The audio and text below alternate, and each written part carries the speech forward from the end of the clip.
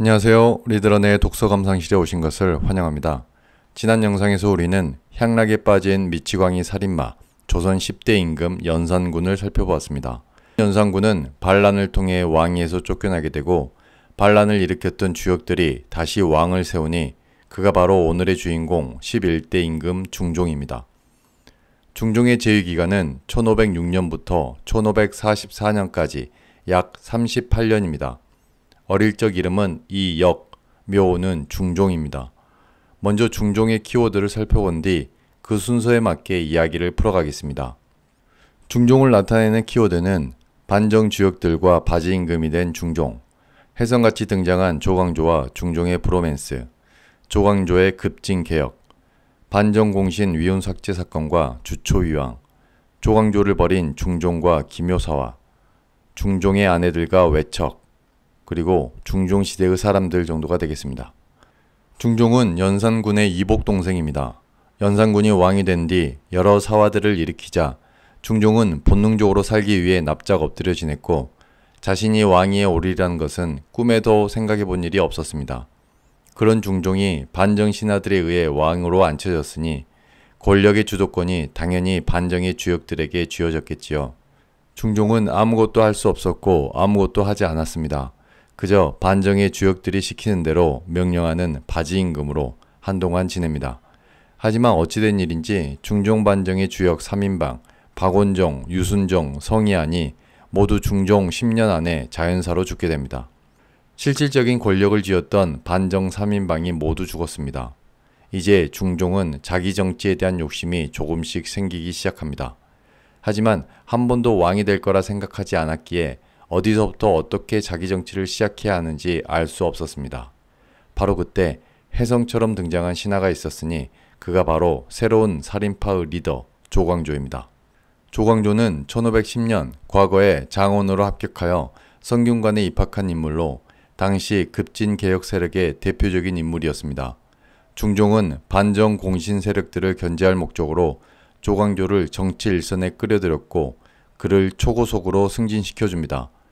임금의 총애를 가득 받은 조광조는 살인파의 거두로 자리잡게 되고 그때부터 거침없는 급진개혁을 진행합니다. 조광조의 개혁을 차례대로 살펴보면 먼저 소격서를 폐지합니다. 소격서는 도교와 관련한 제사를 지냈던 곳입니다. 살인파는 성리학, 즉 유교 이외의 모든 학문이나 종교를 배척의 대상이라 생각했습니다.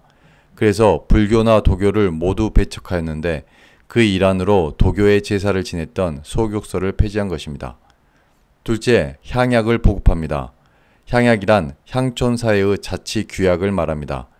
이런 향약은 민간에 유교적 도덕관을 심어주고 지방에 대한 사림의 영향력을 강화시키는 역할을 하였습니다. 조광조는 중국의 여시 향약을 간행하여 보급하였습니다. 세 번째 조광조의 개혁은 바로 현량과 실시입니다. 현량의 한자는 어질현, 어질량입니다. 당시 조선은 관리가 되기 위해 과거 시험을 봐야 했었는데 현량과는 과거 시험을 보지 않고 인품이나 능력이 어질고 훌륭한 사람을 추천하여 관리로 등용하자는 새로운 인사 채용 시스템이었습니다. 이에 따라 1519년 120명의 후보자를 추천해 최종 28명의 합격자를 선발했는데 그 대부분이 살인파 학자들이었고 최종 선발된 그들은 언론 3사인 사헌부, 사관원, 홍문관의 대관으로 근무하게 됩니다. 이런 살인파 위주의 조광조 개혁 정책들은 기존 훈구 세력의 거센 반발을 불러왔고 비슷한 시기 중종도 조광조의 유교정치 이념의 압박에 슬슬 염증을 느끼기 시작했습니다. 조광조는 중종에게 공부와 경연의 중요성을 계속 강조했고 철저하게 성리학적 규범에 맞춰 생활하도록 강권하였습니다. 이런 조광조의 경직된 도학사상에 중종은 점점 지쳐가고 있었습니다. 분위기가 이 정도면 적당히 상황도 보고 주위도 살피면서 자신을 조금 낮출 법도 한데 조광조는 눈치가 조금 없었던 것 같습니다. 1519년 조광조와 언론 3사의 살인들은 이른바 반정공신 위훈 삭제 사건을 터뜨립니다.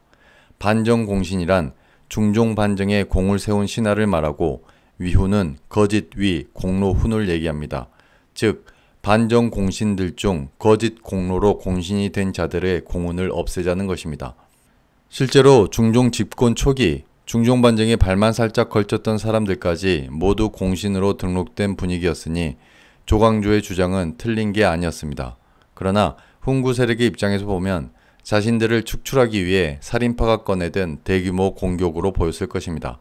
결국 중종은 전 공신의 4분의 3에 해당하는 76명의 훈작을 삭탈하라는 명을 내립니다. 명을 내린 중종은 마음이 시원하지 않았습니다.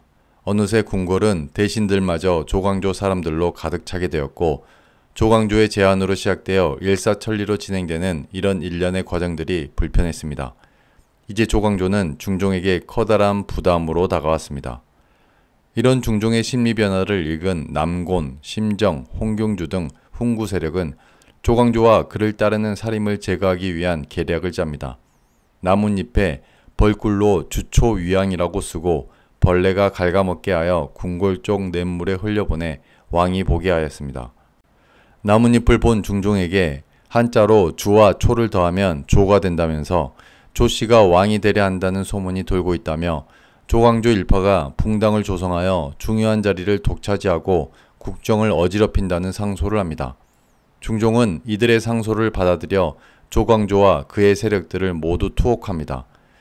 조광조는 유배된 뒤 사약을 마시고 죽게 되고 그를 따르던 많은 살림 세력들은 사형되거나 유배되었습니다.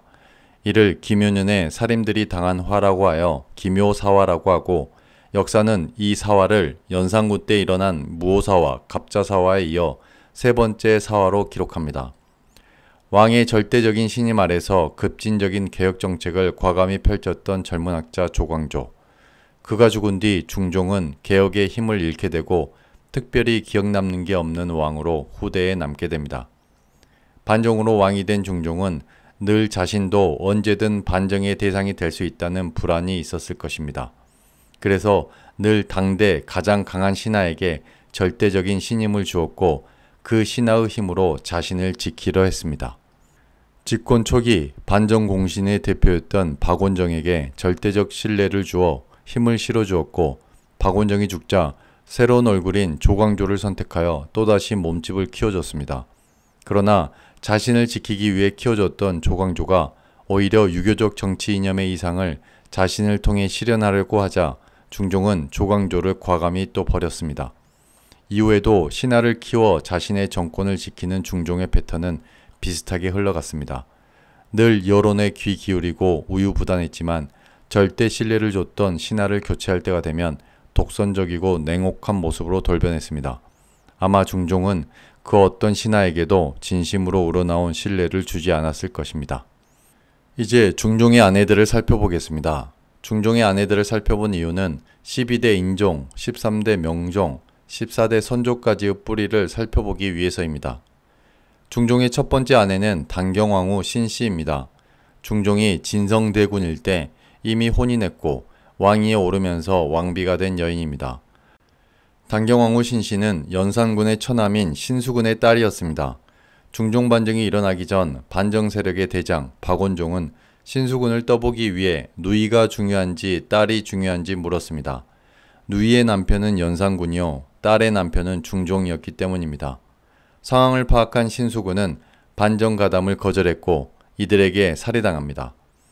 이렇게 반정에 성공한 반정 세력은 자신들이 죽인 신수군의 딸이 왕비가 되는 것을 당연히 받아들이지 못했겠죠. 중종을 압박해 신씨를 궁궐 밖으로 쫓겨냅니다. 쫓겨난 단경왕후는 중종을 그리워하며 경회로와 마주한 인왕산 바위에 자신의 치마를 펼쳐놓았는데 이것이 바로 인왕산 치마바위 전설이 됩니다.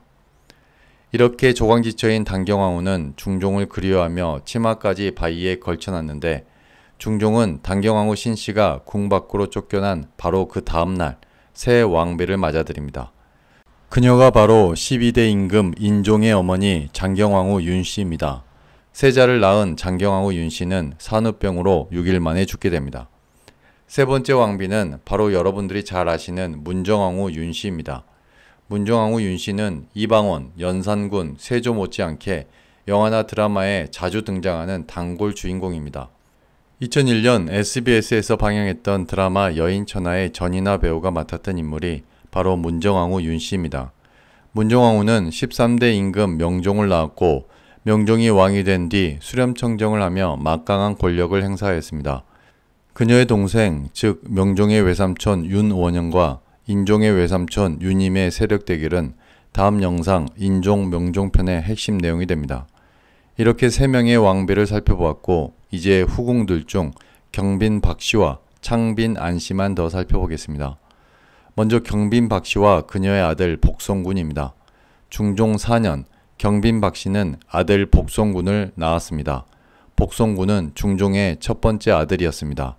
중종은 자신의 첫 아들을 낳아준 후궁 경빈 박씨를 총애했고 장경왕후가 인종을 낳고 세상을 떠나자 박씨를 새 왕비로 삼고 싶어 했습니다.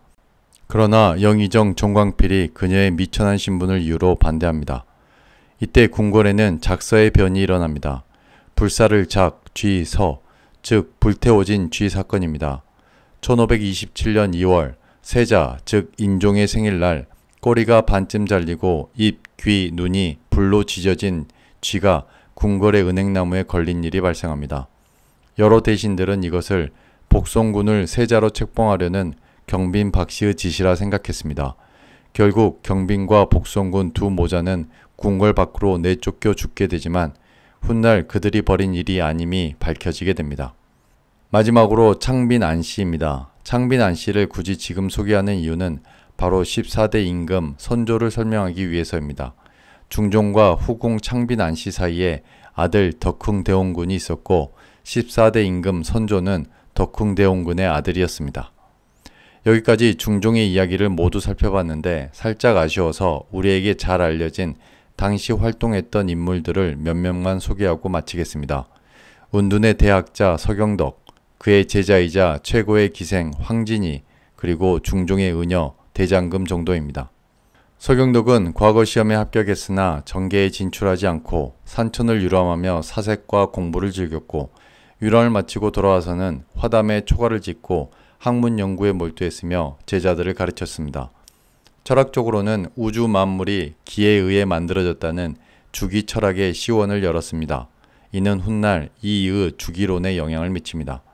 서경덕의 명성을 듣고 개성 일대와 서울에서 많은 사람들이 제자가 되고자 찾아왔는데 그 중에는 기생이자 빼어난 여류시인 황진이도 있었습니다. 황진이는 자신의 미모에도 과연 서경덕이 넘어오지 않을 소냐 하며 서경덕을 꼬셨지만 서경덕은 끄떡도 하지 않았고 이후 둘은 스승과 제자 사이가 됩니다. 황진이는 송도의 3대 명물로 박연폭포, 서경덕, 그리고 자기 자신을 꼽았고 이를 송도 삼절이라 불렀습니다. 참고로 송도는 개성을 가리키는 옛 이름입니다. 마지막으로 한류 드라마의 원조 대장금이 있습니다. 54부 대작인 드라마와는 달리 실록의 장금이에 대한 기록은 짤막하게 10여 차례 정도만 나옵니다. 장경왕후가 죽었을 때 의간과 은여를 벌주라는 대신들의 상소에 중종은 원자, 즉 인종을 무사히 태어나게 했으니 오히려 상을 줘야 한다고 하였습니다. 그리고 한동안 쭉 나오지 않다가 다시 등장하는데 중종이 죽기 직전 장금이를 주치의처럼 곁에 두어 수발들게 한 것입니다. 이런 짧은 기록들로 전 세계가 열광했던 대장금을 만들었다니 작가의 상상력에 경의를 표합니다. 이상으로 조선 11대 임금 중종을 모두 마치겠습니다. 여기까지 유익하셨다면 구독, 좋아요, 알림 설정 부탁드립니다. 감사합니다.